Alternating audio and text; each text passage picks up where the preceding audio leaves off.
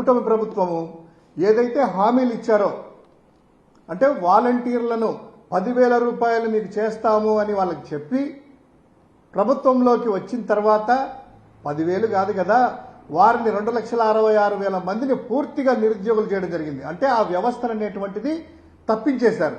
తర్వాత ఈ గ్రామ వార్డు సచివాలయ వ్యవస్థను కూడా అంటే ఈ యొక్క ఎంప్లాయీస్ని కూడాను ఏదో విధంగా ఈ యొక్క వ్యవస్థను తీసివేయాలనేటువంటి ఆలోచనతో రేషనలైజేషన్ అంటే హేతుబద్ధీకరణ అనేటువంటి పేరుతో 2,000 జనాభాకి మేము సేవలు అందిస్తే ఒక సచివాలయాన్ని ఏర్పాటు చేస్తే వాళ్ళు దాన్ని ఏబీసీ కేటగిరీలు చేసేసి 2,500 జనాభాకి కుదిస్తూ అందులో ఉంటే 9 మంది ఉద్యోగులు జగన్ గారి ప్రభుత్వంలో ఉంటే ఈరోజు 6 మంది కుదిస్తున్నారు. అంటే ఒక్కొక్క సచివాలయం నుంచి ఏ కేటగిరీలో 3 ఉద్యోగులని తొలగిస్తున్నారు అంటే సచివాలయం నుంచి తీసేస్తున్నారు.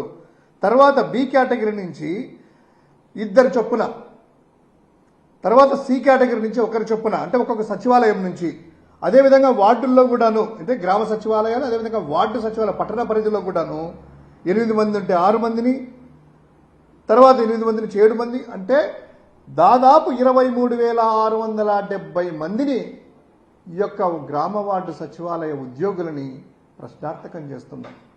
అదేమంటే వీళ్ళు చెప్పడము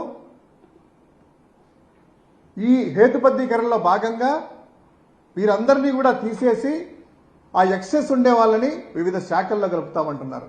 ఇక్కడ అనేకమైనటువంటి ప్రశ్నలు ఉత్పన్నమవుతాయి. ఇక్కడ ఈ విషయంలో ఎలా అంటే విఆర్ఓలు ఉన్నారు.